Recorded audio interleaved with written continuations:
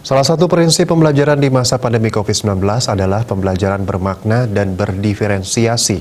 Konsep pembelajaran ini sebagai upaya adaptasi terhadap dinamika dan perkembangan pandemi COVID-19 yang hingga saat ini memaksa proses pembelajaran di sekolah dilaksanakan secara daring dan luring melalui pembelajaran tatap muka PTM terbatas.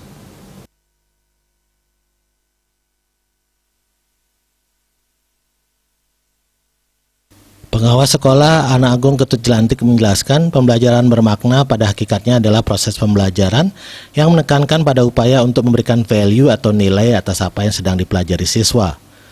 Melalui pembelajaran bermakna, siswa diajarkan untuk mengembangkan keterampilan yang memberikan manfaat bagi kehidupannya. Dalam konteks pandemi COVID-19 misalnya, siswa diharapkan mampu menjadi individu yang berperan aktif dalam upaya untuk mencegah penyebaran COVID-19 beserta varian barunya, atau bagaimana siswa mampu menjadikan masa pandemi COVID-19 sebagai pengalaman hidup yang memberikan makna bagi perubahan perilaku sehari-hari.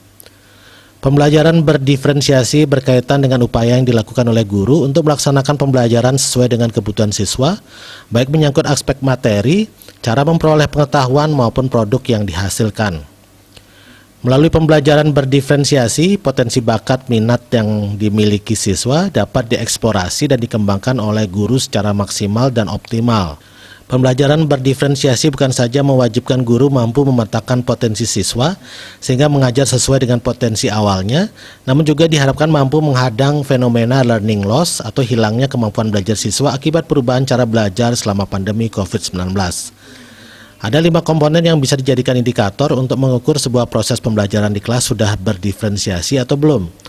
Komponen tersebut yakni kurikulum, lingkungan belajar, keterlibatan siswa, asesmen atau penilaian, serta manajemen kelas.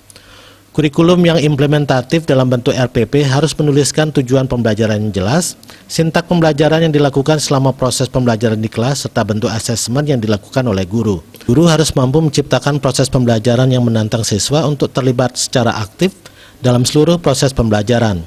Keterlibatan siswa pembelajaran berdiferensiasi akan menempatkan siswa sebagai epicentrum proses pembelajaran.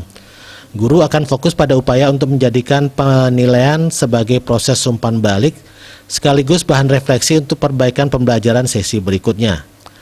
Manajemen kelas pembelajaran berdiferensiasi dicirikan dengan suasana kelas yang dinamis. Bali Pos melaporkan.